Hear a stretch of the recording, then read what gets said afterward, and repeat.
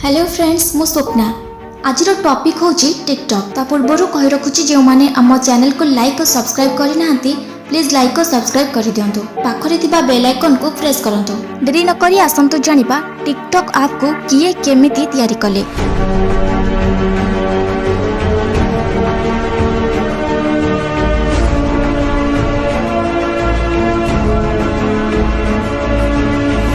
आजिर दिन में टिकटॉक नाम गोटे ऐप ट्रेंड जहाँ को युवपीढ़ी ठारू आरंभ करी बुढ़ा माने यहाको व्यवहार करुछंती एवं एथिरे वीडियो तैयारी करुछंती ता संगरे लोकप्रियता अर्जन करुछंती। किंतु आपण मानको जणा थाई पारे किंबा जणा न थाई पारे किंतु आज आमे यार कहानी कहबाकू जाउछु एई ऐप केमिति तैयारी हैला ओ यहाको किए तैयारी कले।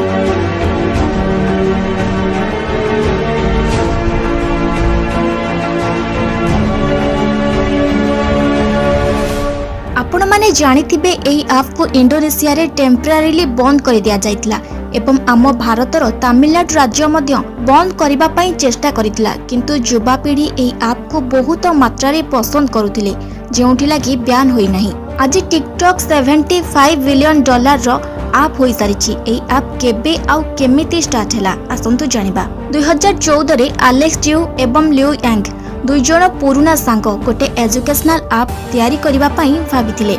एई समय एजुकेशनल वीडियो बहुत लंबा हेउथिला तेनो दुई सांग वीडियो को केमिति शॉर्ट आकार रे तैयारी करिबा सहित सहजरे लोक माने सरल उपाय रे एजुकेशन लाभ करि परिबे। सेही समय रे से माने $2,50,000 लगेई कि निज टीम सांगरे 6 मास भितरे तैयारी करिथिले एवं ताको मार्केट रे छाडिथिले।